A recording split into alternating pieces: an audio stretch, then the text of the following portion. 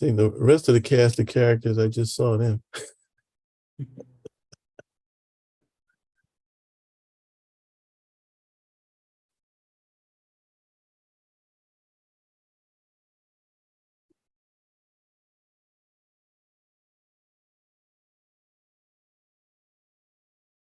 Oh.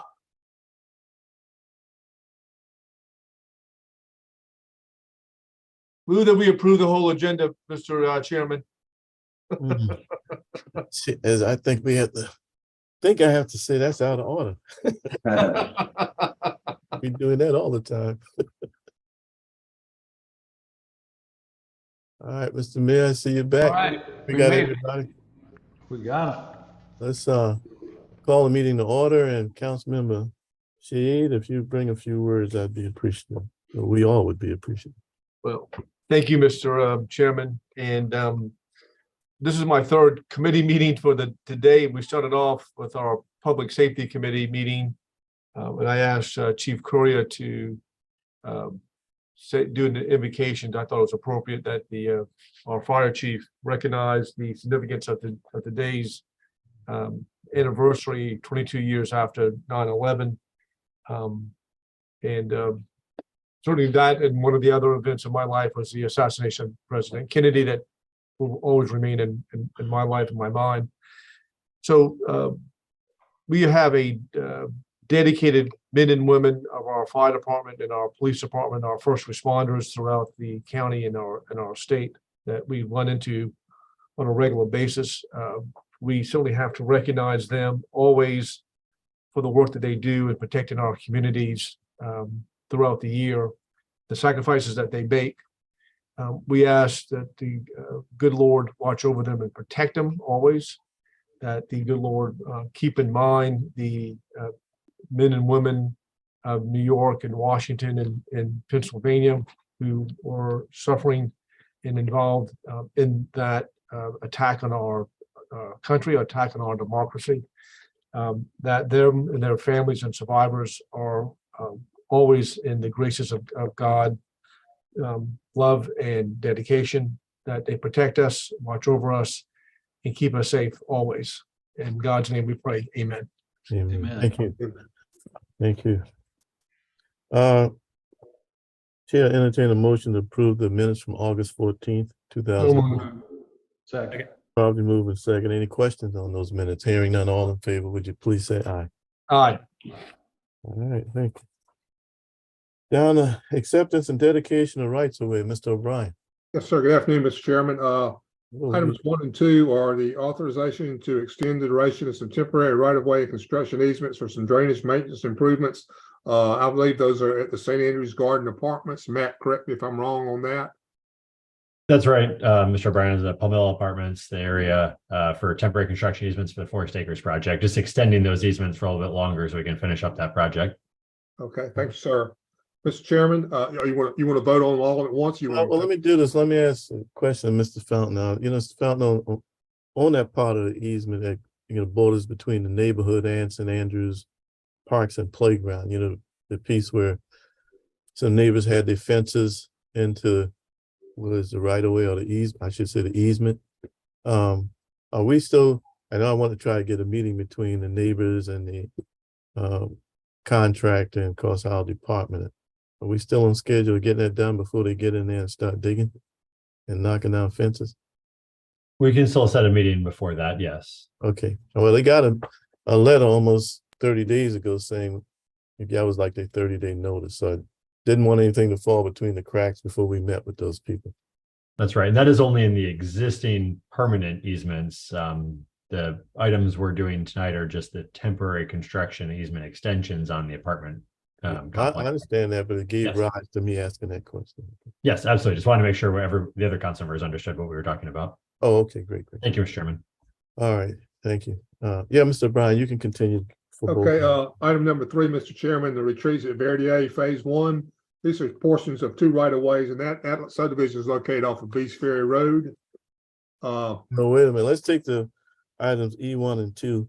Okay, I'm sorry. Get a move approval on that. Do we have a motion to approve those 2 items? Moved. Properly moved and Second. second by the mayor. Any more discussion on that? Hearing none. Be all in favor, please say aye.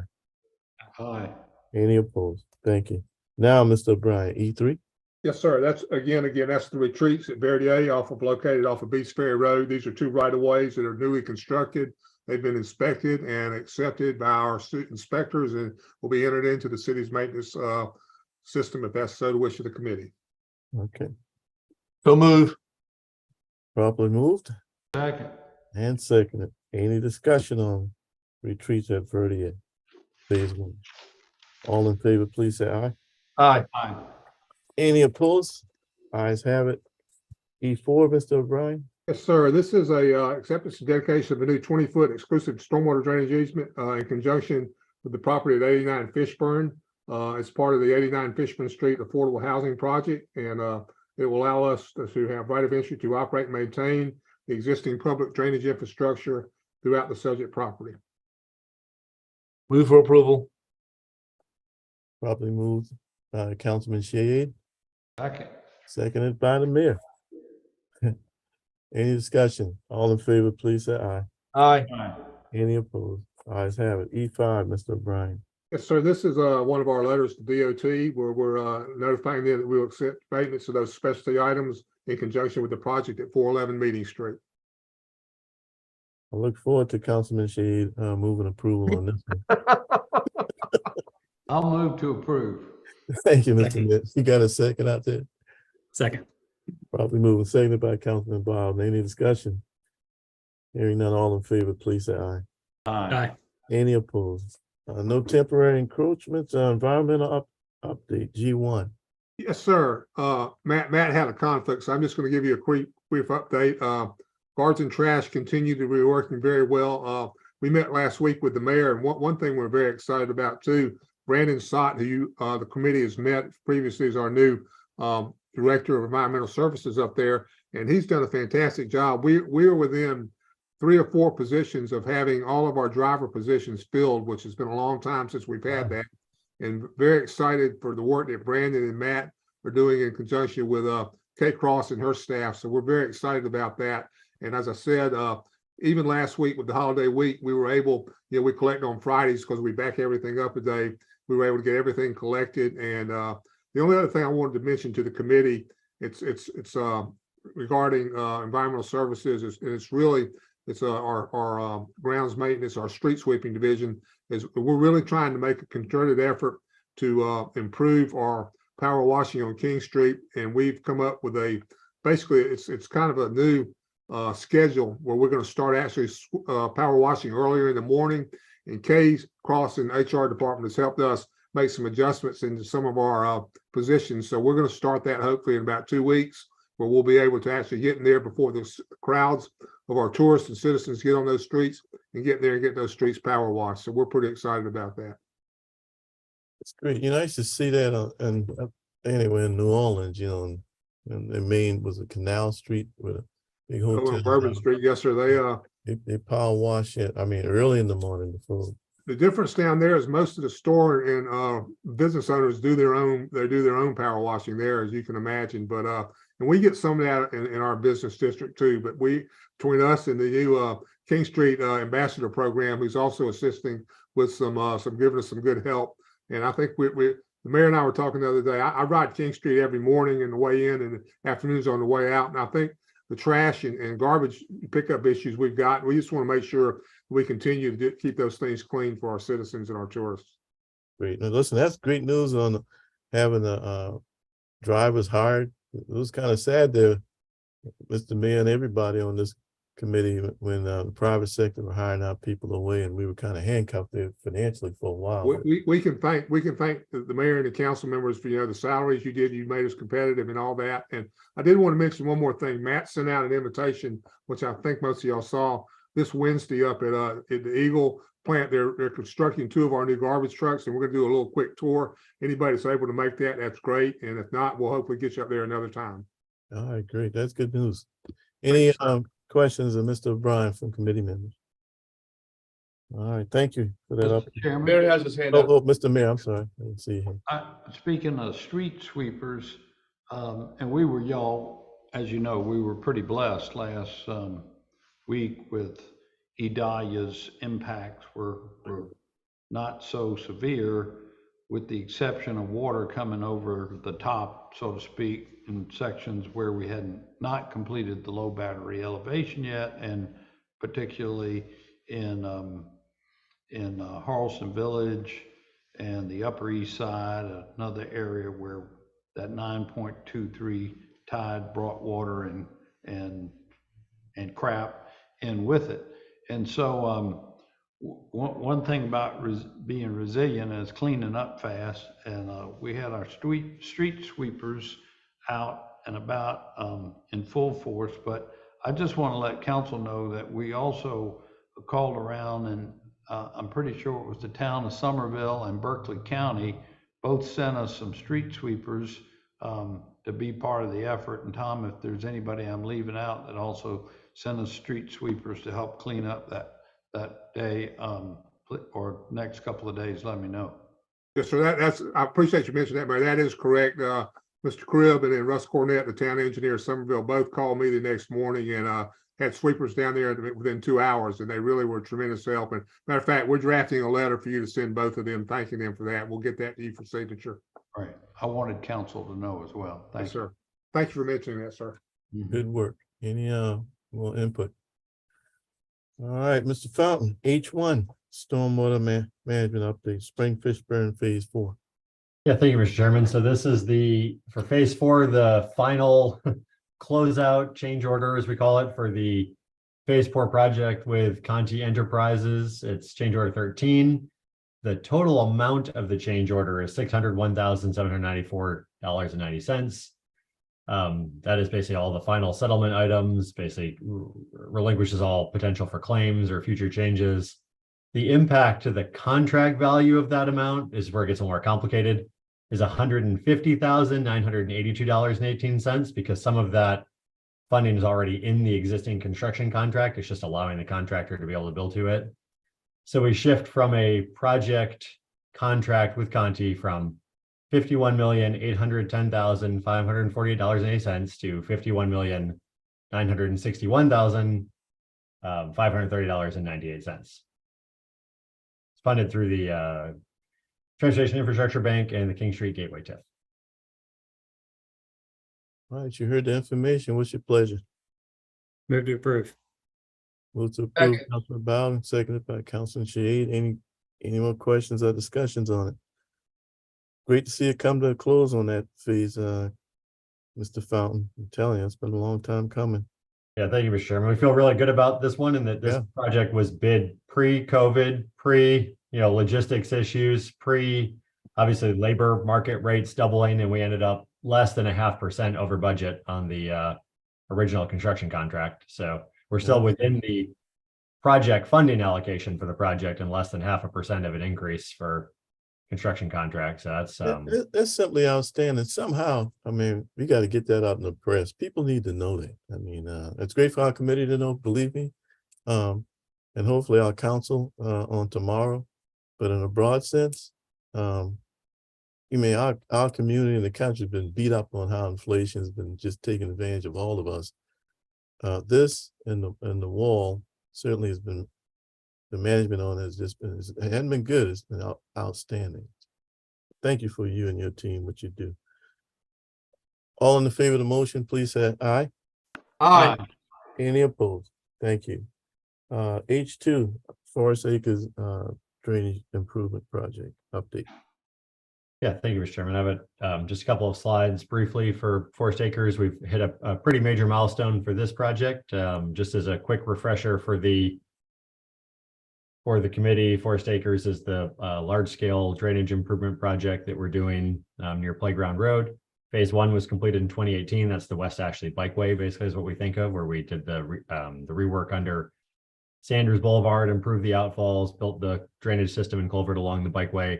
Phase 2 is this red section, basically extending from the bikeway up across Playground Road, up to Highway 61 at the top, and then up through the bottom side of Pinwell Apartments to kind of drain out this entire set of neighborhoods here, which experience quite a bit of flooding issues. You kind of blanked out for a second, Mr. O'Brien. We lost your audio. Oh, I'm sorry, Mr. Chairman. So I was saying, phase one of the project was the West Ashley Bikeway work and the culvert realignments under Sanders Boulevard. That was completed in 2018. Phase two of the project, after AT&T relocated some of their major utility duct banks along Playground Road, we began last fall. We'll talk about it in a second. But basically, it's extending the drainage system from the bikeway up across Playground Road in the red here, up to Highway 61 on the north, and then coming south of the Pinwell Apartments to provide drainage for these basically series of large communities here down into the bikeway, an area we see a lot of flooding today, hoping to make some very significant improvements. This is just a summary of that. 2018 was the first phase. Phase two started in the fall. We had a period where they could acquire box culvert. I don't remember, it was in the fall of last year. It was almost impossible to purchase concrete pipe. So we had about a 3-month lead time built into the contract for the contractors to be able to purchase materials. But what they've been working on now is installing culverts. I got a few pictures in a second. Installing culverts under Playground Road. That was kind of the big milestone. We got that in prior to the Idalia hurricane event. It removes the choke point that was previously Playground Road from all of those upstream communities. They've reworked all the utilities, done quite a bit of night work, a lot of traffic disruption along Playground Road. I'm sure the neighbors will be extremely pleased to have that section done. We've now installed new sidewalk. In the next week or two, we should be installing sod and cleaning up the edges of Playground Road. And then they'll actually won't resurface the road until spring, because they do want to finish the construction impacts to the roadway before they go back and put a beautiful asphalt surface onto it. And then, as you mentioned, Councilman Waring, the next stage of the project will be shifting into the canal work, improving the canal through those red areas. So just briefly to show what this looks like. So this is the area we're working again in here currently, with Playground Road being the north-south running road. This is the new box culvert on the left, what it looks like underneath Playground Road. On the bottom left here, you can see what it looked like during one of the recent storm events, with how much water is now moving through that culvert. This is obviously before we've cleaned up the project site. It won't be left in that condition. And then on the right is the new sidewalk being poured, and the road work on the utilities getting finished. So a big step to get this culvert in. That's a major roadway, very busy. Did most of the work over the summer and at night, except for one road closure to be able to dig up the road and put the culvert in. That's a huge constriction that now all these neighborhoods on the upstream have a much better flow path to get that water out. Yeah, that's great. Can you point to where White Drive and Playground Road is, what you're pointing? So this is Vine Street here, Mr. Chairman. This is Falkirk coming in here. Right. If you go just to the north here, this is the Sanders Parks and Playgrounds. You can see it a little bit better probably on my other Yeah, the other one. Right. diagram. Yeah. So this is the Pinwell Apartments here, and you can more clearly see the Sanders Parks and Playgrounds facilities here. So we do experience pretty heavy flooding on Falkirk, as we were talking about. Right. Certainly as we come out in Lango, Vine Street, and then in the neighborhoods kind of to the south here as well, which drain back up into that same system. But you see, if you stay on Playground Road and you come, I guess that would be south, I guess. Yeah, White Drive is Yes, coming right here. Yes. correct. Well, the lady right on that corner, go back to the corner. You may know Miss Washington, at least heard of Miss Washington. Mr. Mayor, she is a huge, I should say was a huge advocate for this neighborhood. I can't, she been involved over 20 years trying to get this drainage project done, going back to Mayor Rowley's time. I think we finally got the pipes in, Mr. Fountain, because when it was rain on heavy events, she couldn't even get out of her house. Okay, that's how it would flood on that corner. Just pray for her. She actually passed this weekend. I think we finally put the fix in, and so her yard wouldn't flood anymore. And God called her home. So Miss Betty Washington. You talk about an advocate for the East and West Oak Forest Neighborhood Association. She is one of a kind, I'll put it like that. But anyway, she did see the fix put in. So anyway, and I don't think her area flooded during our last hurricane event, by the way. So, anyway, thought I'd Wow. pass that on.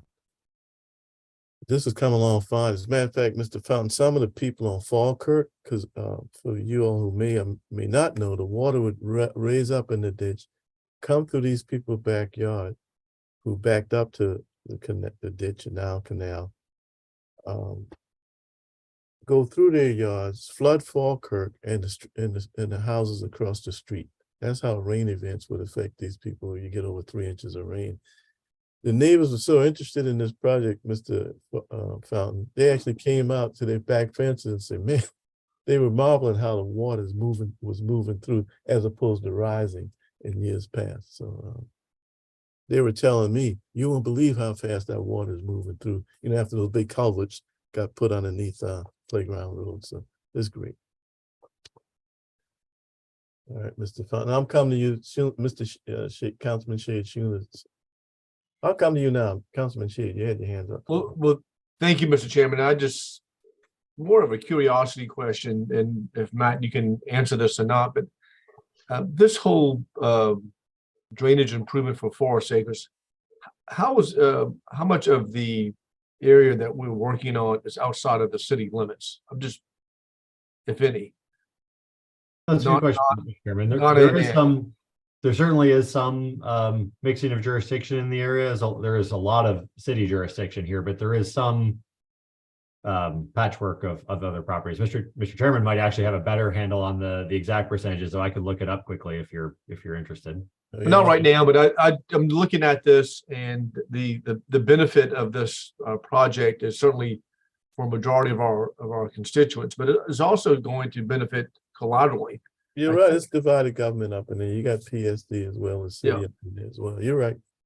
Good point. Oh, I mean, which is fine. I'm glad to be good partners with everybody, but I think that's something that we're just not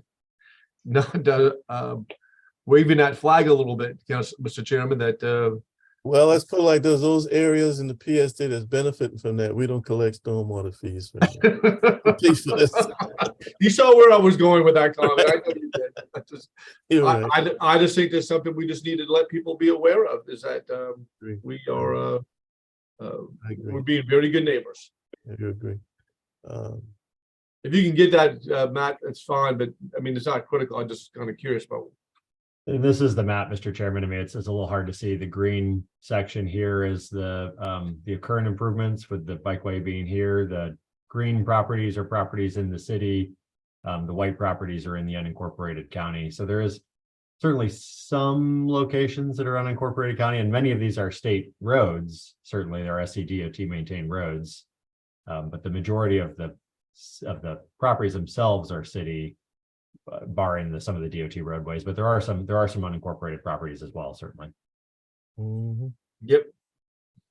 Thanks, Matt. That was pretty quick. Right. No kidding. All right. Any more questions on the observations on Forest Park? All right. If you can push those slides out on email, Mr. Fountain, I'd be appreciative. Absolutely, Mr. Chairman. Any more, Mr. Fountain, on Forest Acres? Not on Forest Acres, no. All right. Update on Church Creek flood storage project? That we also wanted to give an update on the flood storage project. Just as a reminder, this is Church Creek, kind of in the primarily in the Shadow Moss area and some of the surrounding communities. We've been working on a series of projects out here for the last few years under a National Fish and Wildlife Foundation grant to leverage some of the properties we acquired during different buyout or acquisitions, flooded property acquisitions with FEMA from the 2015, 2016, 2017 storms. We previously bid out one of the projects over on Wolk Drive, the first stage of it, to get the flood storage component in.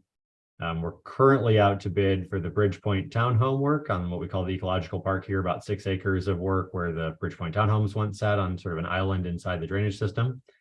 We're out, and then we're also out to bid in the same package on the Mallor Court project work, and then a little bit of upfitting to the Wolk Drive project to clean up some of the aesthetics on that project.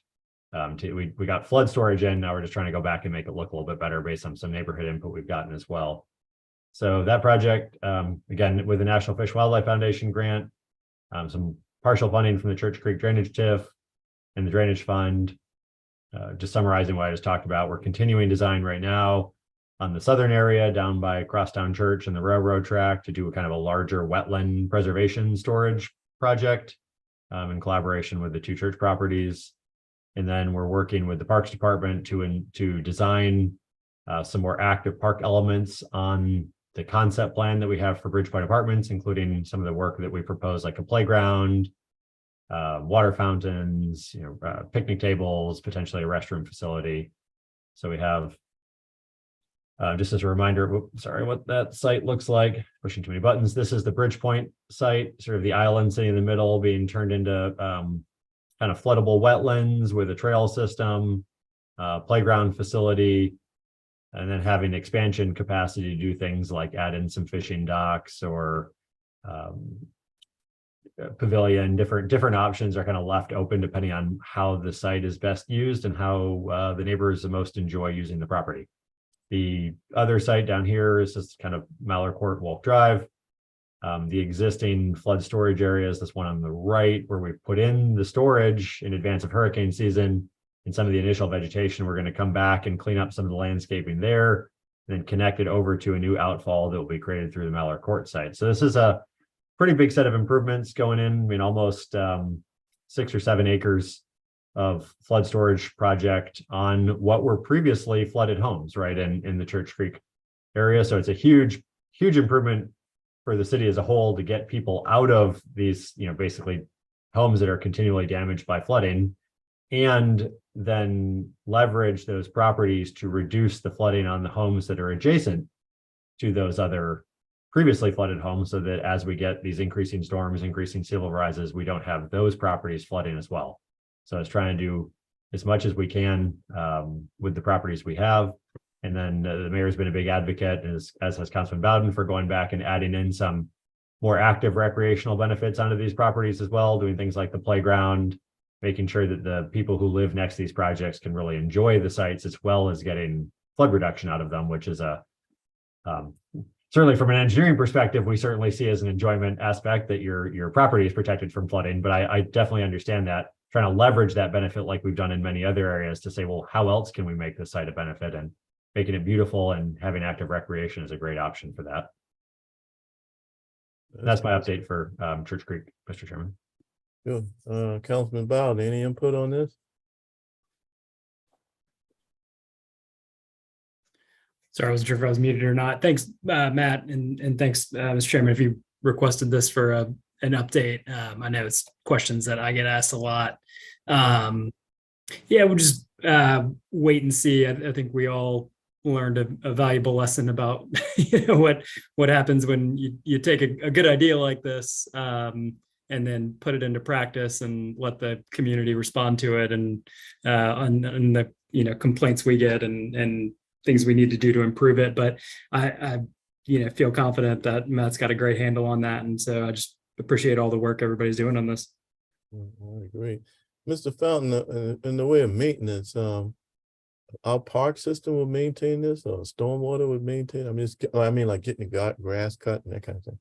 Yeah, the majority of them are maintained by the stormwater department. The Parks Department will maintain like the playground features, the water fountains, that kind of thing. But the actual facilities themselves end up being maintained by the stormwater department. They're built with under the National Fish and Wildlife Foundation grant with native species. So they normally only need like heavy maintenance a couple of times a year once they get established. They need a little bit more frequent maintenance until they get established, but they're supposed to mimic more of a natural setting, like you'd see in a forest or in a wetland in the area.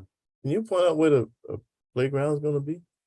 Yep. So that's on the larger site on the Bridgepoint facility. So there's the access gotcha. road coming in from Tulloch Place here, comes across the old bridge, and then you'll basically turn right there and be into the large playground location. All right. And the smaller facilities don't have the active playground. There's not parking available to have people bring in cars to the site. This one has a little bit more room and space in the area. All right, good deal. Okay, listen, thank you again for what you're doing. Any final comments on Church Creek? I really want to hear this one. Item H4, discussion about the I call it the beaver dam, but anyway, beaver management program. Yeah, thank you, Mr. Chairman. So this basically is an area we have a few places in the city. It's not common in the incorporated areas, but it does happen where we have some beavers move in, primarily in kind of outer West Ashley, but we do see it in a few other areas of the city. And the beavers kind of set up and do their thing and build a dam and cause some flooding challenges. So we've had one area in particular where they're sat directly in a culvert, which is more challenging than when they're in a more kind of natural wetland situation where it just sort of moves the water in the wetland. But we've been working with Councilman Shealy and Stormwater Department. We've talked to a number of other departments who are mostly not interested in beaver management, but we are contracted with a third-party vendor. We're just putting through our purchase order today to try a pilot program to remove the beaver and see if the relocation is effective. One of the challenges you get into with beaver relocation is you tend to get other beavers that move into the area once you've vacated the first beaver, similar to alligators or crocodiles. But this one is, this beaver is set up directly in a culvert system, which is not where we would want a beaver. It's probably the worst place you can generally have a beaver. So I think it's worth giving it a try to see if we can relocate a couple of beavers. We're trying to use an actual nuisance management program to do relocation rather than, immediately killing the beaver, which is sort of the more straightforward approach and is what is done in a lot of other more rural areas. Horry County actually has if anyone's familiar with Horry County's program, they actually have a bounty where you can bring in beaver paws and collect money as a resident. Wow. It is not well supported by most of the environmentally friendly groups, but it is something that they offer. So we are working through that pilot program. We're going to see how it works, see if the beaver stays out. That'll give us a lot of information about what the costs are and what the potential benefits are, because there are one or two other areas where we're seeing some actual challenging flooding situations due to beaver dams in kind of less populated wetland areas. So I'm just curious. I got to be frank. Peter, we're all the same age. Mr. Mayor, same age. I mean, when we were kids, do you remember beavers being around here? I never remembered beavers being part of. I lived near Charleston Landing, and so I get all kind of critters. Literally, we have coyotes, we have bald eagles from time to time. We have otters. We have raccoons and foxes, buzzards, but I can never tell you I've seen a beaver. It's just the marsh area brings in a bunch of stuff, but over that part of West Ashley, that's just one thing I haven't seen. We have alligators. It could be a sportsman's paradise over there, but it's not with beavers. So, not to cause alarm, and I know there's people watching this on YouTube, and I don't want to create a public panic where people are freaking out, but there's beavers on the Greenway too. Really? I hate to say it, guys, everybody stay calm. But yeah, there's beavers, and in fact, I represent a neighborhood up in Berkeley County that have a beaver problem with their man-made lake up there, and they showed me the trees where the beavers have like essentially cut down the trees through gnawing, and I mean it's sort of like these pointed little spikes. My understanding is that they like armadillos and coyotes, as Councilman Shade mentioned. There's some birds like roseate spoonbills. Like there are species of animals that have like moved into this area that were not around here like generations ago. It's kind of a fascinating area. We get manatees in the harbor too. I don't know how many people know that. You talk to some of the old guys that have been fishing and shrimping, for years. They'll tell you they never saw manatees here. We had flamingos on Bull Island after the storm. So animals migrate and take up new habitats, and you throw in like sea level rise and some of these climate changes that we've seen. They're real issues. So anyways, They've heard about the revitalization efforts of West Ashley, and so they want to move. They're moving in. I got you. All right. Did anybody know, Mr. Fountain, if you relocate them, do they like come back? Or anybody know the success of relocating them? So normally relocate them far enough away that beaver won't come back. The risk is if it's like a area with multiple beavers, you'll get another beaver that just shifts over to take up the unoccupied territory. And it's hard. I mean, the unincorporated Charleston County areas have some challenges with beavers, and like the Ondaw, McClellanville areas, and it's a struggle. And beavers are really good at replacing their dams when you rip the dams out, because that's the first thing you always try. But it's amazing how fast they can rebuild the dam. So it's not a very effective method either. Often it just sort of changes the natural drainage of an area, for better or for worse sometimes. Let me do this. Let's give Councilman Shealy a chance at this microphone. You brought this to us. Well, thank you, Mr. Chairman. I appreciate it. And listen, I really appreciate all the work Stormwater's done. Matt and his team they did a great job. They went out there and they've removed this dam that was built by this beaver a couple of times, but the last time they did it was right before the storm. They waited right before the storm, which is perfect because we didn't have a chance to rebuild it. I think it was maybe 10 or 11 o'clock the day that the storm hit. But once the storm did go through, the beaver built that dam back up, and it's dammed up again right now. So just as Matt was saying earlier, they'll rebuild those things. So so I appreciate all the work Stormwater's done, all the work that Matt's done to clear out Church Creek and to now get us on this program where hopefully we can fix that. And I wanted to thank Mayor Tecklenburg. He went out and put his eyes on it too the day of the storm, from what I understand. So I appreciate you going out, taking a look, and so we can, hopefully we can get it all cleared up. But and thank you for all the work on Church Creek that day too. It was more than just the beavers. They cleared a lot of Church Creek, got it ready so that some of these homes that have traditionally flooded did not flood this time. So thank you for all your work. I really appreciate it. All right. Actually, you bring up a good point, Mr. Fountain, you and your team and Mr. Bryan, everybody, the preparation, and the mayor also, preparation prior to the storm.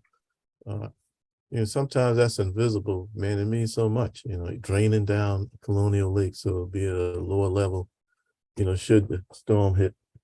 That preparation, for years we didn't do, now it's become part of our habits, which are good habits.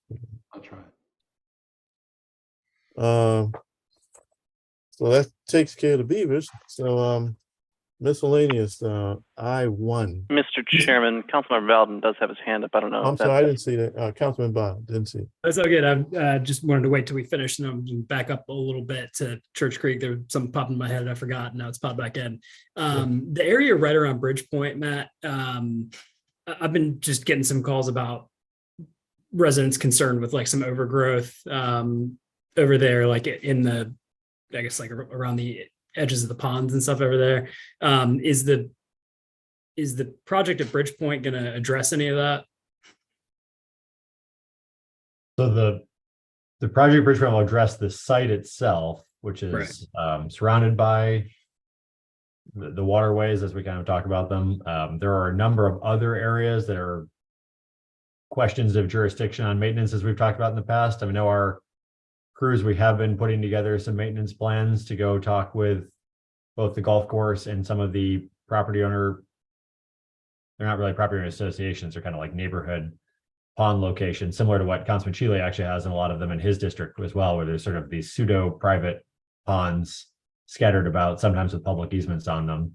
So we are working through a process to try to do that, because honestly, that's one of the next projects we think has a good chance of flood improvements in Church Creek, is one, cleaning out a lot of the older kind of unmaintained pseudo public private canals for storage, provide more storage, and then going into a lot of those older ponds that are also maybe or maybe have not been maintained, and trying to retrofit them, not to just clean them, but to actually change the design of them to store more water, which would then provide a public benefit rather than just being us maintaining a kind of a pseudo public private pond.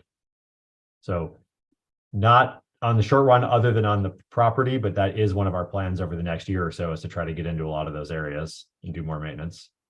Perfect. Thank you. Yeah, as a part of an upfit project rather than as just normal maintenance. Gotcha. Okay. All right, good. Thank you. Now, miscellaneous business, I1. Is that gonna be Ms. Creature? Who's gonna touch base on that?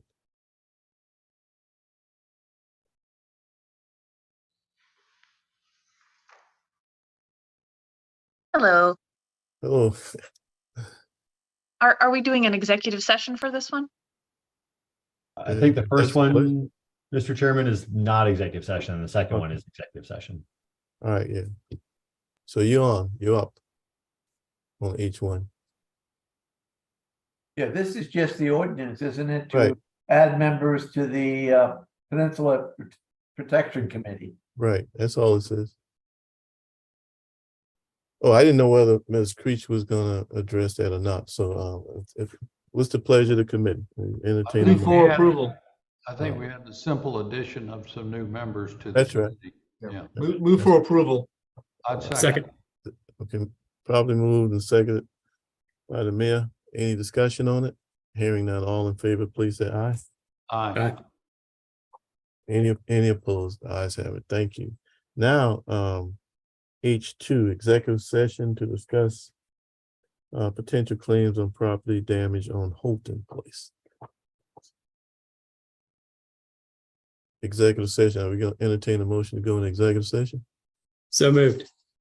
Properly moved and Second. these seconds are getting hard to come by. Anyway, all in favor, please say aye. Go into Aye. Aye. Any opposed? Thank